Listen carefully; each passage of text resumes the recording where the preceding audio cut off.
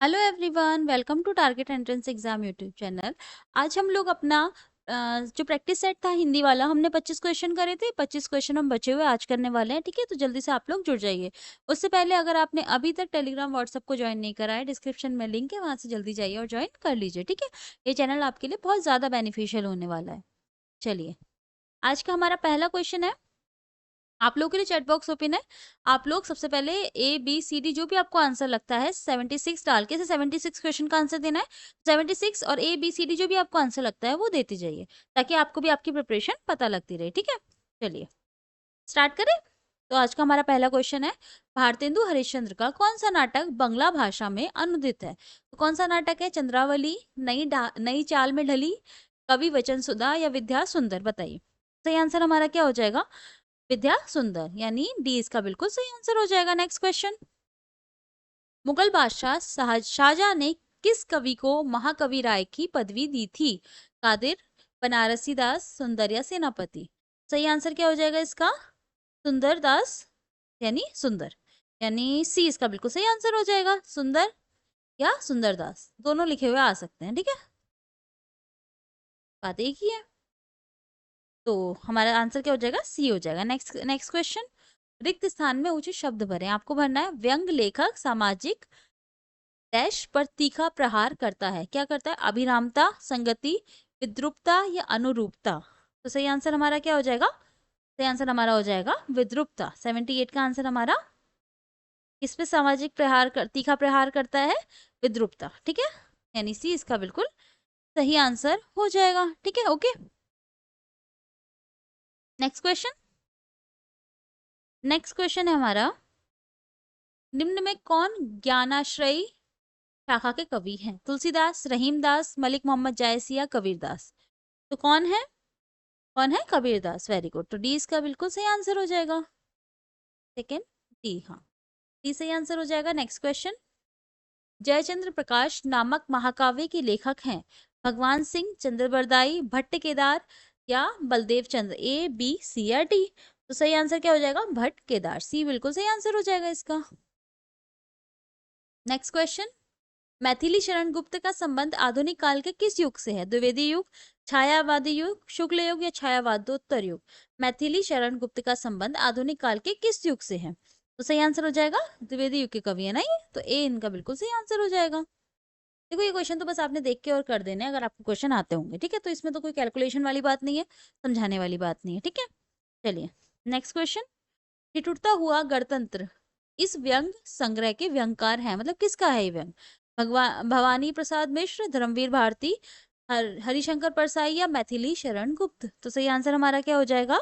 किसका है? हरिशंकर परसाई का, ठीक है। तो सी बहुत सही आंसर इसका हो जाएगा। नेक्स्ट क्वेश्चन, नेक्स्ट क्वेश्चन है, अच्छा, इसमें हमें क्या करना है? इसे हमें सुमेलित करना है, यानी मिलान करना है, ठीक है। निर्मला, चिता के फूल, वरदान या भारत दुर्दशा? ठीक है, ये किस तरीके की, मतलब किस तरीके का साहित्य है? ये साहित्य की विधा कौन सी? नाटक, कहानी, निबंध या उपन्यास? उपन्यास। चलिए मिलाए। चलिए, तो सबसे पहला क्या है? निर्मला। निर्मला की अगर हम बात करें, निर्मला उपन्यास है, ठीक है। निर्मला उपन्यास है, तो उपन्यास कहाँ पर है? 4th नंबर, ठीक है। तो इसका सही आंसर हमारा ए का हमारा 4th हो जाएगा।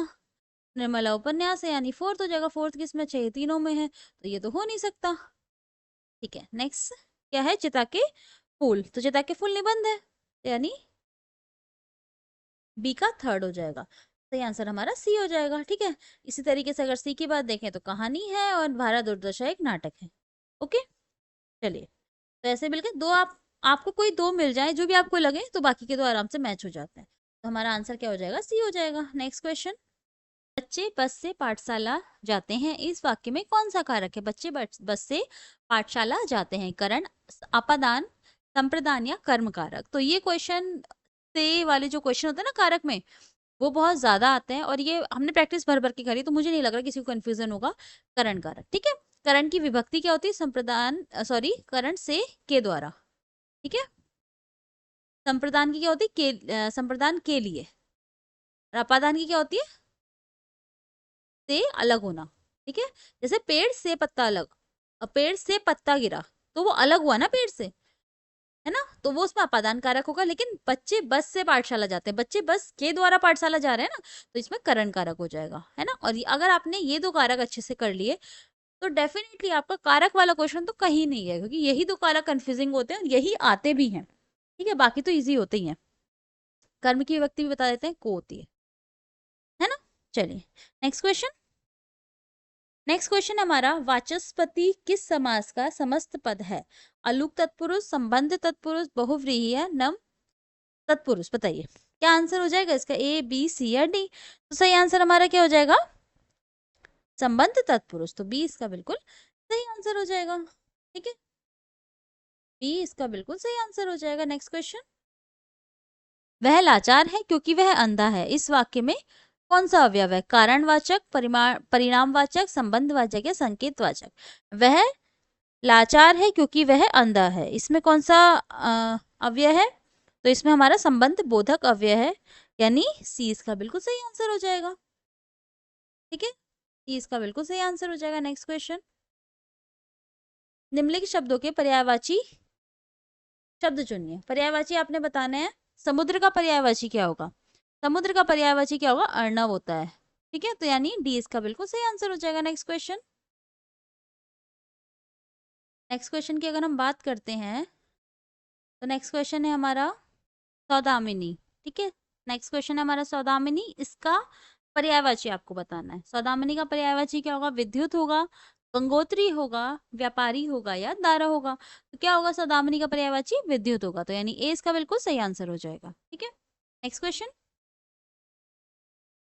89 क्वेश्चन, नीचे कुछ वाक्यांश खंड दिए गए हैं। अच्छा, आपको इसमें क्या बताना है? अनेक शब्दों के लिए एक शब्द है, आपको बताना है क्या, इसका एक शब्द क्या होगा? जिसे बुलाया ना गया हो, अनाहुत, अनबोला, अतिथि, अभ्यागत। आई थिंक ये क्वेश्चन आपको क्लियर नहीं होगा, तो मैंने आपको बोल दिया है कि जिसे बुलाया ना गया हो तो वो क्या होता है? उसे क्या कहते हैं? अनाहुत कहते हैं। ए इसका बिल्कुल सही आंसर हो जाएगा, ठीक है। नेक्स्ट क्वेश्चन, 90 क्वेश्चन, स्त्री जो अभिनय करती हो, नर्तकी, नटी, अभिनेत्री या नायिका? जो अभिनय करती हो स्त्री, उसे क्या कहेंगे? अभिनेत्री कहेंगे, यानी सी बहुत सही आंसर हो जाएगा। नेक्स्ट क्वेश्चन, आशा से बहुत अधिक, आशा से बहुत अधिक, इसका लिए शब्द क्या होगा? आशातीत, आशावान, अप्रत्याशित या प्रत्याशित? तो आशा से बहुत अधिक, तो इसका अनेक शब्दों के लिए एक शब्द क्या होगा? आशातीत। ए इसका बिल्कुल सही आंसर हो जाएगा। नेक्स्ट क्वेश्चन, उलटफेर होने का अर्थ है, उलटफेर होने का क्या अर्थ है? करवट होना, हिंसा होना, अपेक्षा के विरुद्ध काम करना या परिवर्तन होना? उलटफेर होना मतलब परिवर्तन होना, डी बहुत सही आंसर हो जाएगा इसका। नेक्स्ट क्वेश्चन, अपने पैर पर कुल्हाड़ी मारना का अर्थ है, क्या अर्थ होगा इसका? अनाड़ीपन करना, आत्महत्या करना, उपकार ना मानना, स्वयं अपने को हानि पहुंचाना।